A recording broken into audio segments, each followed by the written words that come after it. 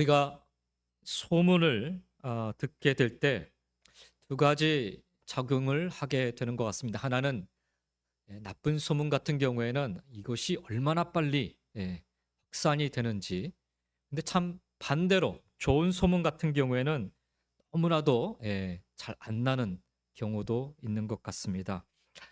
소문으로 말미암아 우리 삶이 피폐해지기도 하고, 또 소문으로 말미암아 우리가 또 격려함을 받게 되기도 합니다. 그래서 어떤 사람은 소문은 그림자와 같고 또 안개와 같다라고 이야기도 하기도 합니다. 실체가 없다라는 거지요. 그런데 성경에서 이야기하는 소문은 실체가 없는 것이 아니라 너무나도 분명한 또 역사가 나타나는 그런 모습이라는 것을 우리는 보게 됩니다. 오늘 데살로니가 교회 이야기를 통하여서 소문이 난 그 모습을 우리가 함께 말씀을 통해 좀 나눠 볼 수 있기를 원합니다. 지금까지 우리가 걸어왔던 믿음의 모습은 어떠했는지 우리가 데살로니가 교회의 모습들을 통해서 다시 한번 좀 돌아봤으면 좋겠고, 오늘 이 말씀을 통해서 여러분을 정지하고 여러분을 판단하는 것이 아니라 여러분을 격려하고 또 여러분에게 위로와 소망을 주는 말씀이 될 수 있기를 원합니다. 하나님은 여러분에게 또한 그렇게 말씀하시길 원하십니다. 또한 한편으로는 우리의 부족함을 다시 한번 돌아보고 또 세움을 받는 그런 시간이 될 수 있기를 주님의 이름으로 먼저 간절히 축원드립니다. 아름다운 소문이 났던 데살로니가 교회, 어떤 교회였는가? 우선 데살로니가 교회의 배경에 대해서 좀 먼저 좀 살펴보기를 원합니다. 1절의 말씀을 다시 한번 보시면 바울과 실로아노, 실라라는 말씀으로도 사도행전에 나오죠. 바울과 실로아노와 디모데는 하나님 아버지와 주 예수 그리스도 안에 있는 데살로니가인의 교회에 편지하노니 은혜와 평강이 너희에게 있을지어다 말씀합니다.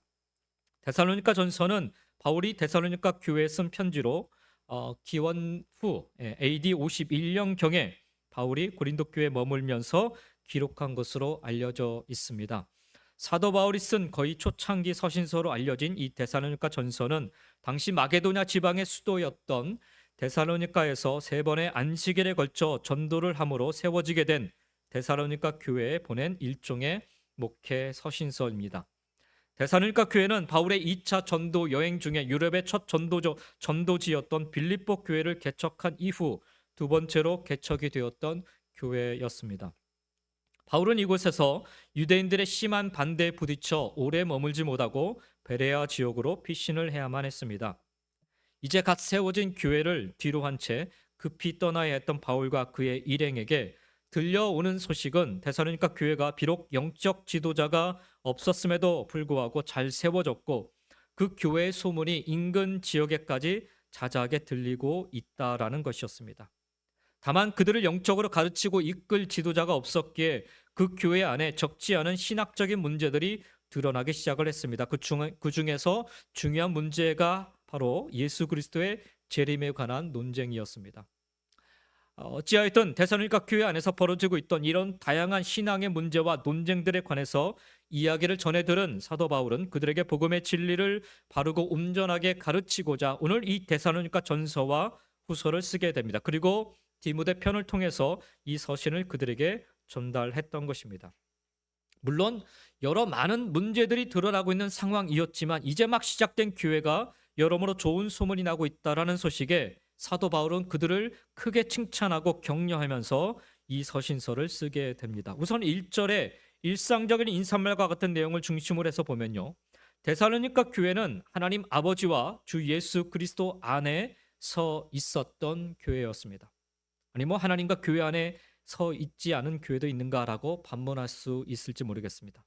그러나 짧은 시간에 복음을 접하고 예수 그리스도를 믿는 믿음의 성도들이 된 여기 데살로니가 교회 성도들에게 나타난 이 현상은 참으로 놀라울 따름이었습니다. 오늘 여기 본문에 사용되고 있는 하나님 아버지와 주 예수 그리스도 안에라는 이 안에, 헬라어 카이라는 단어인데 어떤 영역 안에 있음을, 어떤 범주 안에 있음을 나타내는 말입니다. 즉 데살로니가 교회는 이방 숭배가 성행하는 세상 속에서 물질 만능과 또 물질 숭배 세상에 팽배한 그런 사람들 속에서 교회가 어디에 속해 있어야 하는지, 믿음의 성도들이 어디에 속해 있어야 하는지를 분명히 밝혀주고 있는 것입니다. 교회가 속해 있어야 할 영역은, 하나님을 믿는 성도들이 속해 있어야 할 영역은 바로 하나님 안과 예수 그리스도 안이라는 사실입니다. 바울은 여기 하나님과 예수 그리스도를 말하면서 아버지, 주라는 단어를 덧붙여 사용하고 있습니다. 즉 데살로니가 교회는, 그리고 성도들은 하나님을 아버지라 고백하는 자들이며 예수 그리스도를 주님으로 고백하는 자들이라라는 의미입니다. 요한복음 1장 12절 말씀을 여러분 기억하실 줄 믿습니다. 영접하는 자, 그 이름을 믿는 자들에게는 하나님의 자녀가 되는 권세를 주셨다라고 말씀하고 있습니다. 예수 그리스도를 나의 구주로 믿고 그를 내 심령 안에 모셔서 영접하는 자는 하나님의 자녀가 되는 권세를 주셨다라는 말씀처럼, 지금 여기 데살로니가 교회 성도들은 바로 예수님을 믿고 고백하고 영접함으로 하나님의 자녀가 되었음을 의미하며, 그 사실을 사도 바울을 비롯하여 이미 인근 지역 주변의 모든 이들이 알게 되었음을 의미합니다. 여기 놀라운 사실은 그들이 하나님을 단순히 하나님으로 고백하며 믿는 것이 아니라 하나님을 아버지라고 고백하고 믿고 있다라는 사실입니다. 여러분, 이게 왜 놀라우냐? 여기 데살로니가 교회 성도들 안에는 헬라인 그리스도인들뿐만 아니라 유대인 그리스도인들도 포함된 사항입니다. 그러므로 그들 안에 하나님이 아닌 아버지라 믿고 고백한다라는 사실은 구약적인 사고, 특별히 유대인의 그런 율법적인 사고로는요 불가능한 일입니다. 예수님 십자가에 달려 돌아가시게 된 그 죄명 하나가 바로 신성 모독죄 아닙니까? 그 신성 모독죄의 그 배경이 되는 것이 바로 하나님을 아버지라 불렀기 때문에 그래요. 여기 지금 유대인들 같은 경우에도 동일한 그런 문제에 직면해 있는 거예요. 하나님을 하나님이라 부르지 하나님을 아버지라 부를 수가 없는 거죠. 그런데 예수님을 나의 구주로 고백하고 난 이후로 이 유대인 그 그리스도인들이 하나님을 나의 아버지라 고백하고 있다는 거예요. 오직 그리스도의 보혈의 공로로 의하여 구속함을 받는다는 사실을 믿는 자들만이 고백할 수 있는 신앙의 표현이고, 오직 하나님의 영으로 인도함을 받는 자들만이 고백할 수 있는 믿음의 고백이 바로 아바, 아버지라는 표현인 것입니다.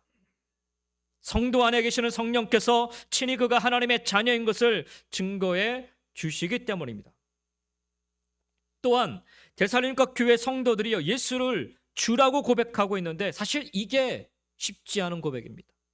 왜냐하면 그 당시에 주라고 고백할 수 있는 대상은 황제밖에 없기 때문입니다. 황제 외에 주라고 고백했을 때는 황제 모독죄에 해당이 돼서 죽임을 당할 수밖에 없는 상황. 그런데 여기 데살로니가 교회 헬라파 그리스도인들 같은 경우에 이것을 과감하게 고백하고 있는 거예요. 여기 주라고 사용된 퀴리오스라는 헬라어 단어는 자신의 삶에 대하여 예수 그리스도께서 주인 되심과 통치하심을 나타내주는 말입니다. 황제가 내 주인이 아니고 황제가 나를 통치하는 게 아니라 예수께서 나의 주인이 되어주시고 예수께서 나를 통치하여 주신다라는 그런 믿음의 고백인 것입니다. 그래서 이제는 내 삶은 예수 그리스도의 통치와 인도하심과 그분의 뜻을 따른다라는 의미인 것입니다. 하나님 아버지와 주 예수 그리스도 안에라는 이 짧은 문장 안에 바로 교회와 믿음의 성도들의 정체성이 분명하게 제시되고 있습니다. 그리고 교회와 성도가 어디에서 있어야 하는지를 또한 분명히 증거하고 있습니다. 교회란 무엇인지, 성도란 무엇인지를 단순히 이론적으로 설명하는 것에서 벗어나서 교회가 그리고 성도가 어떠한 신앙의 고백을 하며 살아야 하는지, 그리고 어떠한 믿음의 고백 안에 서 있어야 하는지를 분명히 선언하고 있는 말씀인 것입니다. 데살로니가 교회와 성도들이 서 있었던 신앙의 자리, 그 믿음의 고백, 우리의 신앙의 자리요 우리의 믿음의 고백이 되기를 간절히 소망합니다. 교회가 연수가 많아지면 많아질수록 그동안 쌓아온 교회의 전통을 자랑하게 되고요, 성도의 신앙의 연차가 높아지면 높아질수록 자신의 신앙의 경험을 자랑하게 됩니다. 그러나 이 짧은 시간 안에 세워진 데살로니가 교회를 여러분 살펴보시기 바랍니다. 이 모습이, 이와 같은 신앙의 고백이 바로 참된 교회와 성도의 모습인 것입니다. 교회는, 그리고 성도는 하나님 아버지와 주 예수 그리스도 안에 분명히 서 있어야 합니다. 이것이 데살로니가 교회가 보여준 모습인 것입니다. 두 번째로 사도 바울이 이야기하고 있는 데살로니가 교회는 어떤 교회인가? 2절 말씀에 보니까 우리가 너희 모두로 말미암아 항상 하나님께 감사하며 기도할 때 너희를 기억함은이라고 말씀합니다. 예, 감사할 만한 교회라고 적고 있습니다. 그리고 기억할 만한 교회라고 말을 합니다. 이것에 대한 근거로 이어지는 3절에서 밝히고 있습니다. 너희의 믿음의 역사와 사랑의 수고와 우리 주 예수 그리스도에 대한 소망의 인내를 우리 하나님 아버지 앞에서 끊임없이 기억함이니. 사실 복음을 받아들인 지 얼마 되지 않은 교회가 믿음의 역사와 사랑의 수고와 소망의 인내라는 이 신앙의 덕목을 가지게 되었다고 하니까 그들에게 복음을 전하였던 사도 바울의 입장에서 어찌 하나님께 감사하지 않을 수 있었겠는지요. 여기에서 우리가 감사하고에 해당하는 헬라어가 유카리스투멘이라는 단어인데 특별히 하나님께 감사하는 것을 나타내는 단어예요. 여기서는 하나님이 베풀어 주신 은혜를 기억함으로 인하여서 자연스럽게 터져나오는 감사를 표현하고 있는 것입니다. 그리고 이 동사에 이어서 감사의 대상으로 토데오, 즉 하나님을 언급하고 있는데요. 사실 논리적으로 생각하면 직접적으로 감사거리를 제공한 데살로니가 성도들에게 감사하는 것이 자연스러워 보임에도 불구하고 바울은 지금 하나님께 감사를 드리고 있는 것입니다. 이것은 사람의 행위는 감사를 청구할 만한 공로가 되지 못한다는 사실과 더불어서 데살로니가 성도들이 이런 신앙에 굳게 서 있는 것이 전적으로 하나님에 의한 것이었다는 사실을 보여주고 있는 것입니다. 사실 만물보다 심히 부패하고 타락한 인간이 믿음의 역사와 사랑의 수고와 소망의 인내를 발휘할 수 있는 것은 사람을 변화시키시는 하나님의 능력이 아니고서는 불가능한 것이라 할 수가 있습니다. 이러한 이유로 인하여서 바울은 지금 데살로니가 성도들이 아닌 하나님께 감사를 하고 있는 것입니다. 하나님께 감사할 만한 교회, 바로 데살로니가 교회의 모습이었습니다. 요즘처럼 교회가 세상에 지탄을 받고 있는 이런 시대에 과연 우리 교회들의 모습을 보면서 모든 이들이 혹 어느 누구라도 하나님께 감사를 드릴 수 있을까요? 오히려 하나님의 영광을 가리우고 하나님의 이름을 깎아내리는 일을 교회가 우리 성도들이 앞장서 하고 있지는 않은지 책임이 참으로 막중합니다. 오늘 우리에게도 동일한 책임감이 있어야 할 줄 믿습니다. 우리의 믿음의 모습을 통해, 우리의 사랑의 모습을 통해, 그리고 우리의 소망의 모습을 통해 하나님 앞에 감사가 터져 나오고 넘쳐나기를 주의 이름으로 간절히 축원드립니다. 여러분의 신앙의 모습을 보고 탄식 섞인 소리가 아니라 하나님의 그 하나님을 향한 감사의 소리가, 감사의 찬양이 늘 넘쳐날 수 있기를 예수님의 이름으로 간절히 축원드립니다. 또 하나 사도 바울은 단지 데살로니가 교회를 보고 하나님께만 감사를 드린 것이 아니라 그들의 수고와 헌신, 신앙의 모습을 기억한다라고 칭찬하고 격려합니다. 여기에서 기억한다라는 의미로 번역된 무네모 뉴온테스라는 헬라어 단어는 마음에 두다라는 뜻을 갖고 있어요. 그래서 이 단어가 갖고 있는 뜻으로 그대로 이어서 해석을 해보면 무엇을 잊지 않고 마음에 소중하게 간직한다라는 의미로 이것이 사용됩니다. 이로보건대 바울과 그의 동료들이 데살로니가 교회에 머물 때 믿은 지 얼마 안 된 이 데살로니가 교회 성도들이 보여준 믿음의 역사와 사랑의 수고와 소망의 인내가 그들에게는 잊지 못할 정도로 마음에 담아두고 오래도록 기억할 정도로 매우 인상 깊었던 것으로 생각이 됩니다. 제가 지난 여름에 유럽에 가서 그 아주 멋진 성당을 좀 보고 왔는데, 유럽에 가면 건물만 오래도록 사람들의 기억에 남는 교회들이 참 많습니다. 교회를 알리는 간판도 화려하고 교회를 소개하는 안내판도 정성스럽게 만들어져 있지만 실상 제게는 별 의미 없는 하나의 와 할 정도의 그런 그저 건축물에 지나지 않았습니다. 근데 제가 과거에 터키에 갔을 때 단기 선교로 가서 그 카타콤이라는 지하 동굴 속에 자리 잡은 흔적도 남지 않은 그 예배 장소를 봤을 때 어찌나 제가 눈물이 나던지요. 쾌쾌한 냄새가 나는 그 동굴 속 초라하고 어두운 공간이 그 어느 화려한 예배당보다도 더 기억에 남는 교회의 모습이었습니다. 데살로니가 교회가 바로 그와 같았습니다. 아주 짧은 시간에 데살로니가 지역에서 복음을 전하고 급히 떠나왔건만 들려오는 소식이 그들이 믿음의 공동체를 이루었고 그저 모이는 단계에서 벗어나 믿음의 역사를 보이고 사랑의 수고가 넘쳐나며 소망으로 인내하며 신앙생활을 하고 있다라는 이 소식에 사도 바울은 어쩔 줄 몰라 하면 감격과 함께 그들의 모습 하나하나를 기억하고 가슴에 담고 기도하고 있었음을 고백하고 있는 것입니다. 저는 우리 교회 모습이 바로 이와 같기를 소망합니다. 여러분 모두로 말미암아 항상 하나님께 감사하고 기도할 때마다 서로를 기억할 수 있는 교회, 끊임없이 기억할 수 있는 그런 교회와 성도님들 다 될 수 있기를 주의 이름으로 간절히 축원드립니다. 두 번째로 어떻게 이런 믿음의 그런 소문난 교회가 데살로니가 교회는 될 수 있었을까? 이런 데살로니가 교회 성도들의 모습은요, 바울과 그의 일행에게 감사와 기억이 되었을 뿐만 아니라 주변에 좋은 믿음의 소문이 나고 있었음을 오늘 성경은 증거를 하고 있습니다. 우리가 읽지는 않았지만 8절의 말씀을 보면 주의 말씀이 너희에게로부터 마게도냐와 아가야에게만 들릴 뿐만 아니라 하나님을 향하는 너의 믿음의 소문이 각처에 퍼졌으므로 우리는 아무 말도 할 것이 없노라라고 고백을 합니다. 믿음의 역사가 있는 교회는, 사랑의 수고가 있는 교회는, 그리고 소망의 인내가 있는 교회는, 그리고 성도들은 이와 같이 믿음의 소문이 나게 되어 있습니다. 여기 8절 말씀에 보면 당시 데살로니가 교회 성도들의 신앙이 얼마나 멀리 그리고 얼마나 여러 곳으로 퍼져 나갔는지를 단적으로 보여주고 있습니다. 재밌는 사실은 여기 원문에 보면 우리 한글말로 번역된 소문이라는 단어가 원문에는 없어요.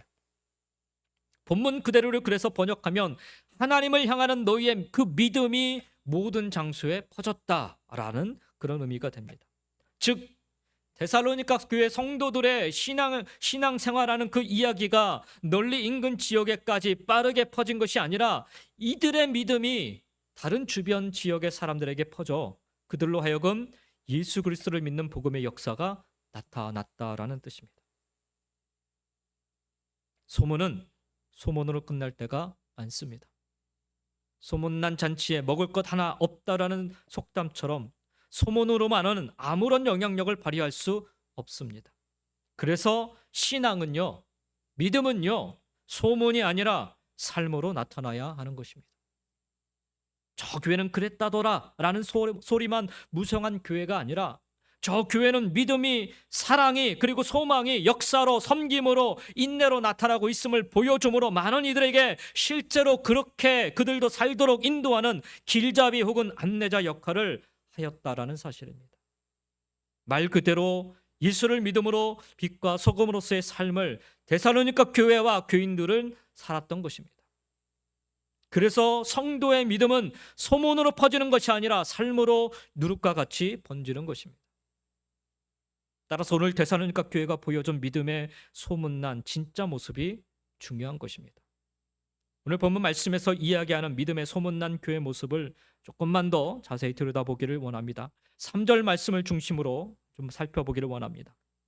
3절의 말씀을 다시 한번 보시면 너희의 믿음의 역사와 사랑의 수고와 우리 주 예수 그리스도에 대한 소망의 인내를 우리 하나님 아버지 앞에서 끊임없이 기억함이니라고 합니다. 첫 번째로 믿음의 역사가 있었어요. 데살로니가 교회가 세워진 데는 믿음의 역사가 있었습니다. 여기서 이야기하는 믿음의 역사는 우선 바울과 실라와 디모데를 통한 복음 증거를 통한 역사입니다. 9절 앞에 부분을 좀 보시면 그들이 우리에 대하여 스스로 말하기를 우리가 어떻게 너희 가운데 들어갔는지와 라고 말씀합니다. 그들의 데살로니가 지역과 이곳 영혼들을 위한 수고와 헌신이 없었다면, 사도 바울의 이 수고와 헌신이 없었다면 이곳 데살로니가 지역에 나타난 믿음의 역사는 기대할 수 없었을 것입니다. 데살로니가 지역의 복음을 증거한 이야기는 사도행전 17장에 나옵니다. 그런데 그 17장 이전 사건을 들여다보면 이곳 데살로니가 지역으로 오기 바로 직전에 제2차 전도 여행 중에 있던 바울과 실라는 빌립보에서 복음을 증거하다가 억울한 모함을 받고 옷이 벗김을 당한 채 심한 태용을 당하고 지하 감옥에 투옥당하게 됩니다. 바울과 실라는 그날 밤에 한밤중이 되기까지 잠을 자지 않고 하나님께 기도하며 찬송하다가 그 한밤중에 간수의 집에 가서 그의 가족들에게 복음을 전하고 침례를 베푼 뒤에 다시 지하 감옥으로 돌아오게 됩니다. 즉 그날 밤에 바울과 실라는 심하게 두들겨 맞고서는 뜬 눈으로 밤을 새운 셈입니다. 그리고는 날이 밝자마자 쫓겨나다시피 출소하여서 잠시 루디아의 집에 들려 형제 자매들을 권면하고 위로하고 격려한 뒤에 즉시로 빌립보를 떠나게 됩니다. 그때 바울과 실라의 몸은 결코 성한 몸이 아니었습니다. 심한 태형을 맞은 그런 상태이기 때문에 사실 몸이 성한 상태는 아니었습니다. 그 상처투성의 몸으로 제대로 쉬거나 치료도 받지 못한 채 곧바로 빌립보를 출발하여서 암바볼리를 거쳐 아볼로니아로 갔습니다. 그 몸으로 매일 약 한 15마일씩 걷는다 해도 좋기 4일 이상은 걸려야만 했던 아주 긴 여행이었습니다. 그 상처난 몸으로 먼 길을 걸어 도착한 아볼로니아에서 사도 바울은 바로 사람들이 모여있는 곳을 찾아가 복음을 또다시 증거합니다. 그리고는 또다시 발걸음을 재촉하여 데살로니가에 도착을 한 것입니다. 빌립보에서부터 움직여간 그 여행 거리를 따지면은 오늘날 그 거리로 따지면 104마일 정도 됩니다. 그 먼 거리를 그는 쉬지도 않고 오로지 복음을 증거하기 위해 움직였던 것입니다. 여러분, 우리가 쉽게 믿음의 역사 이렇게 말을 하곤 합니다. 그런데 바울의 여정을 보면 그가 보여준 믿음의 역사는 그리 쉬운 길이 아니었습니다. 하나님께 이방인을 위한 택한 그릇으로 부름을 받은 뒤에 그는 단 한순간도 멈춰 본 적이 없었습니다. 여유 있게 복음을 증거하는 모습은 사도 바울에게 있어서 찾아볼 수도 없었습니다. 1차 전도 여행 중에 저지되었던 버가라는 지방에 이르렀을 때 사도 바울은 그만 풍토병에 걸리고 맙니다. 그런데 다른 사람 같으면 병을 치료하고 나서 사역을 이어갈 텐데 바울은 그 저지대 풍토병을 이기고자 오히려 높은 고지대인 험산 준령 타우루스 산맥을 넘어서 비시디아 안디옥을 찾아가 그곳에서 복음을 증거합니다.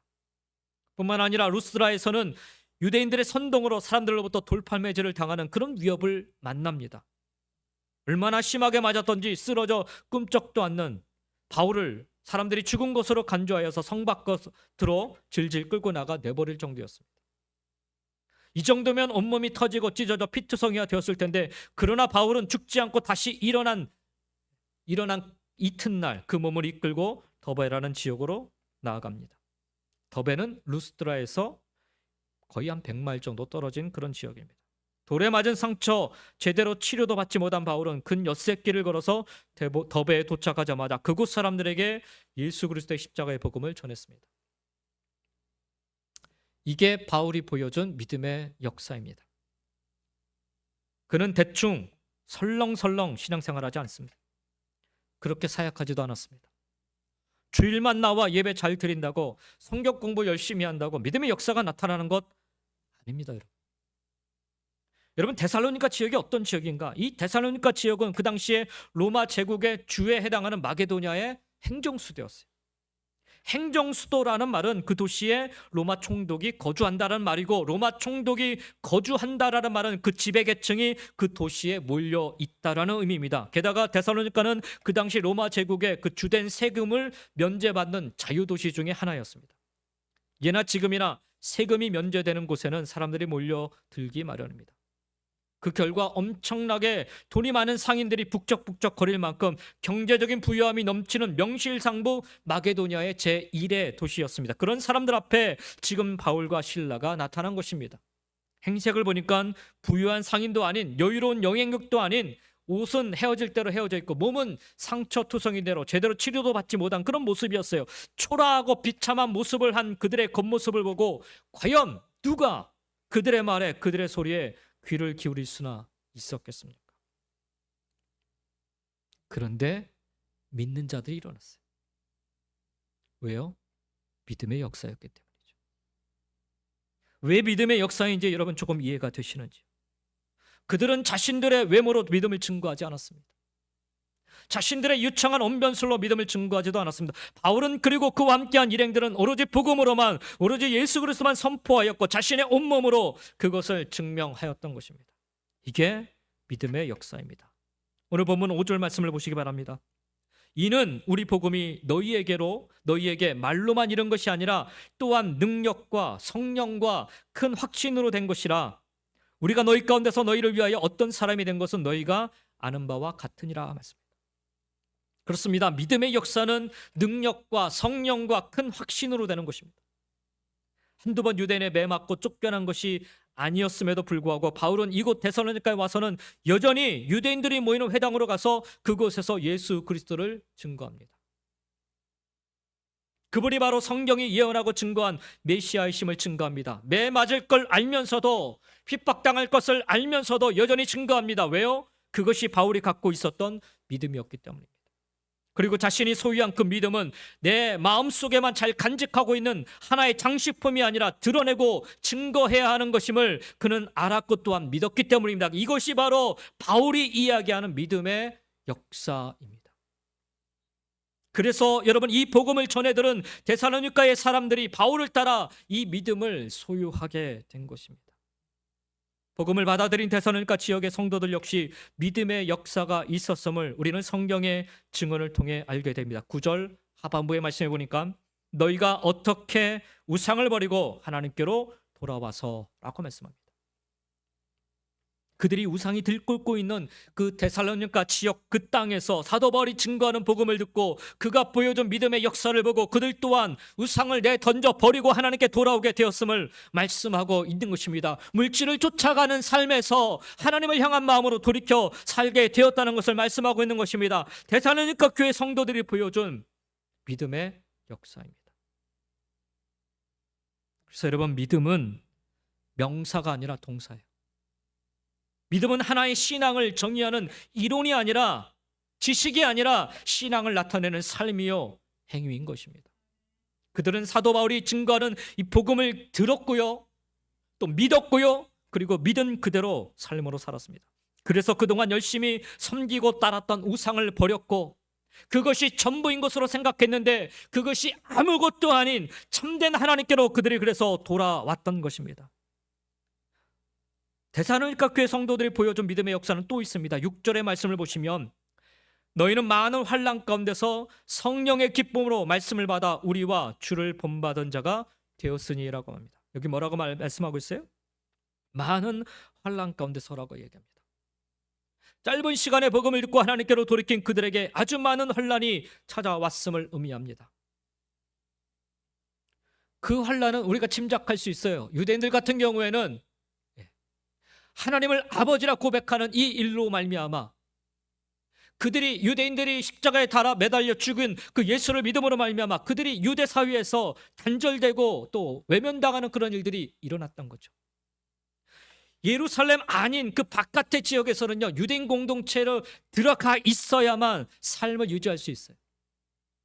그런데 하나님을 나의 아버지라 고백하고 예수를 나의 구주라 고백하는 유대인들 같은 경우는 그 유대 공동체에서 떠나야 됐기 때문에, 벗어나야 되기 때문에 삶의 위협을 느낄 수밖에 없는 거죠. 그런 환난 가운데 그들이 살아왔다라는 거예요. 헬라 그리스도인 같은 경우는 황제만이 나의 주다라고 고백하며 살아야만 그곳에서 살 수 있는 그런 삶, 제대로 된 신분을 가질 수 있는데 황제가 나의 주가 아니라 예수가 나의 주라 고백하며 살았기 때문에 그들은 자기의 그 삶의 신분조차도 다 내버려야 되는 그런 위험에 직면해 있었습니다. 그들이 경험하고 있었던 환난이었고 고난이었습니다. 그런데도 그들은 기쁨으로 이 말씀을 받았고 바울과 그의 일행들을 본받은 자들이 되었으면 물론 예수 그리스도를 본받아 살아가는 그리스도인들이 되었습니다. 그래서 이것을 믿음의 역사라 이야기하는 것입니다. 원문 그대로를 번역하면요, 이 믿음의 역사는 믿음으로 말미암은 역사, 믿음에서 비롯된 역사라는 뜻이 됩니다. 믿음은 반드시 역사로 나타나야 합니다. 사랑하는 성도 여러분, 저와 여러분의 믿음은 반드시 역사로 나타나야 합니다. 그래서 야고보 사도는 행함이 없는 믿음은 죽은 믿음이라고까지 이야기를 한 것입니다. 믿음의 역사가 있었기에 자연히 소문이 날 수밖에 없었고, 아니 소문만이 아니라 그들의 믿음을 그대로 다른 지역 사람들에게 전파할 수 있었던 것입니다. 지식이 아니라 삶의 행함이었기 때문에. 믿음의 역사가 나타나는 저와 여러분, 우리 교회가 될 수 있기를 간절히 소망합니다. 그리고 이 믿음의 역사를 나타내는 그런 또 다른 영혼들이, 사람들이, 세대들이 우리 교회를 통해 계속해서 일어날 수 있기를 간절히 소망합니다. 두 번째로 믿음의 소문난 교회가 되기 위해서 오늘 데살로니가 교회가 보여주고 있었던 것은 사랑의 수고였습니다.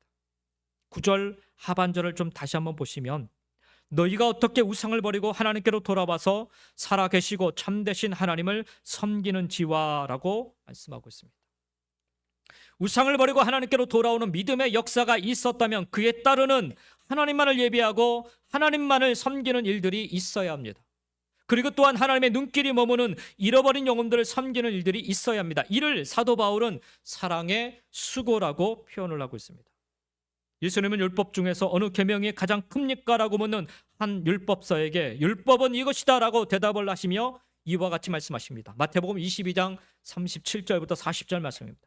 네 마음을 다하고 목숨을 다하고 뜻을 다하여 주 너희 하나님을 사랑하라 하셨으니 이것이 크고 첫째 되는 계명이요 둘째도 그와 같으니 내 이웃을 내 자신과 같이 사랑하라 하셨으니 이 두 계명이 온 율법과 선지자의 강령이니라 말씀합니다.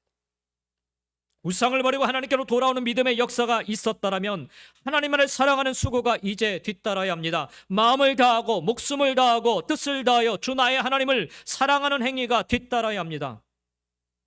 하나님께로 돌아왔다고는 하는데 마음이 여전히 두 갈래로 나누어져 있고 하나님께로 돌아왔다고는 하는데 목숨 즉 힘과 온 정성을 다 기울이지 않으며 하나님께로 돌아왔다고는 하는데 내 뜻과 하나님의 뜻을 구분도 못하며 하나님을 섬긴다고 하면 과연 그것이 하나님을 온전히 사랑하는 모습이라 할 수 있겠는지요? 우상을 버리고 하나님께로 돌아왔다라고 말을 할 수 있겠는지요?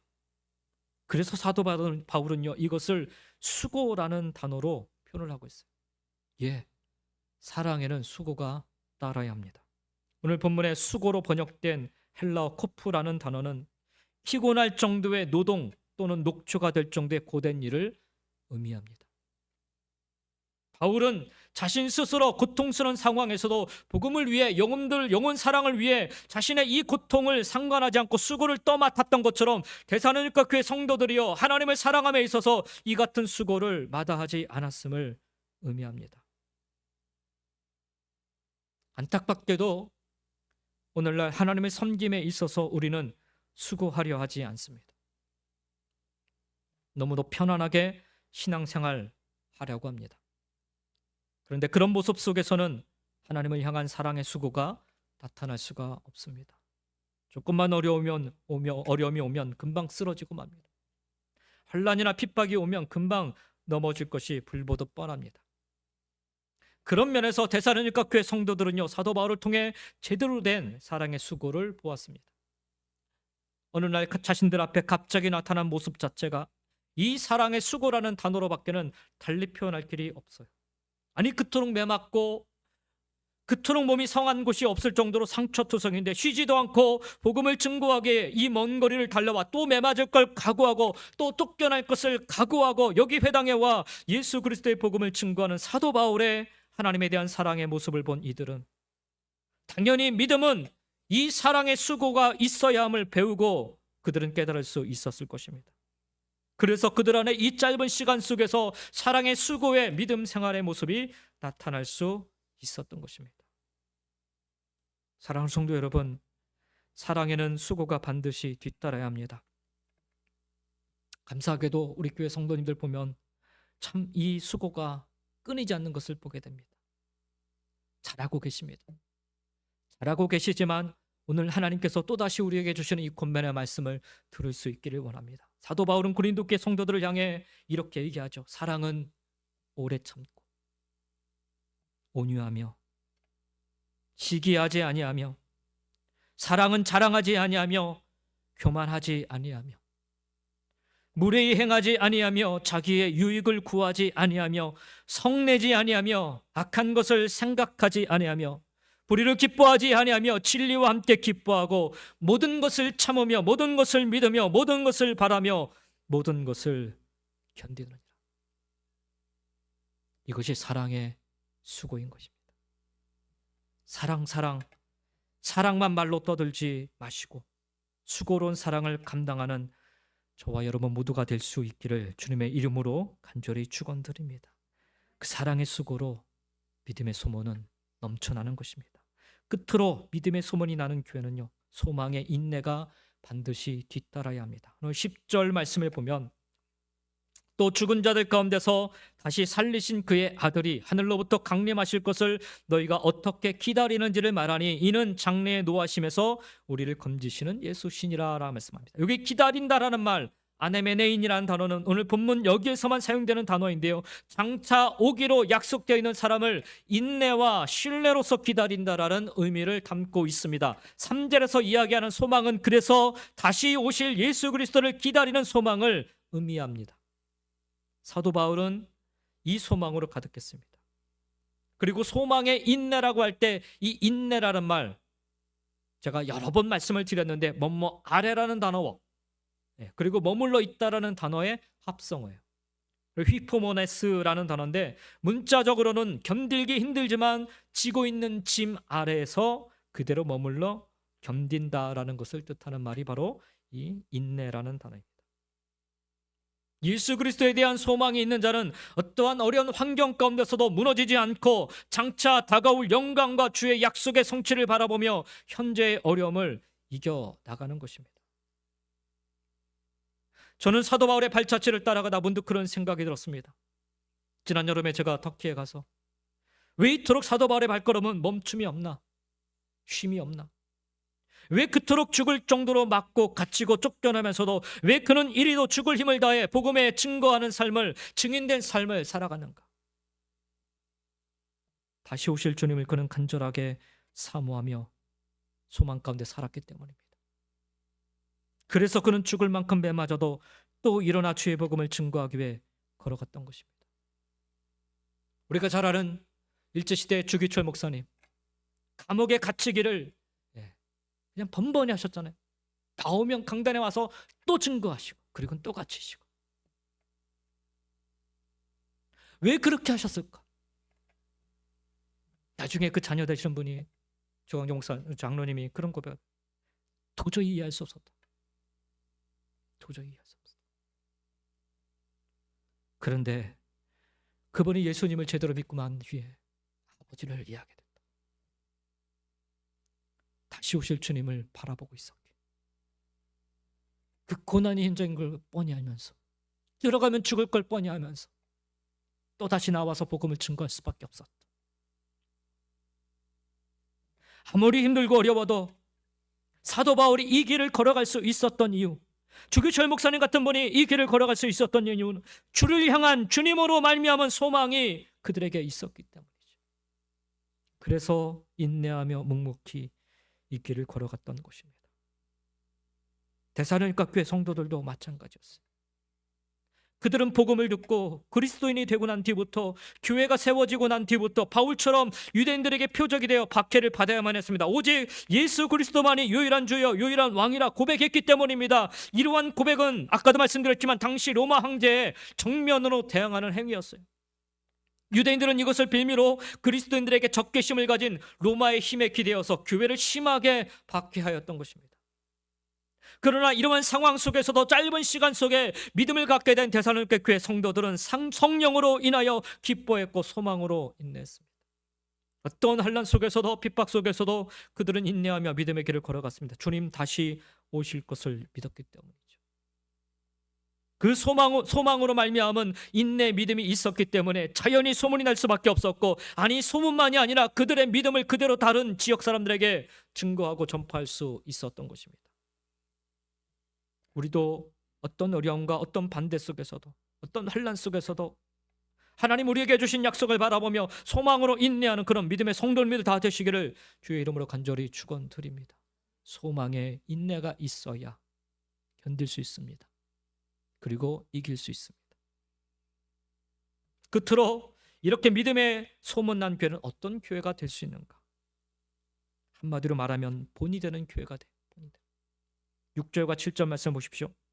또 너희는 많은 환난 가운데서 성령의 기쁨으로 말씀을 받아 우리와 주를 본받은 자가 되었으니 그러므로 너희가 마게도냐와 아가야에 있는 모든 믿는 자의 본이 되었느니라 말씀합니다.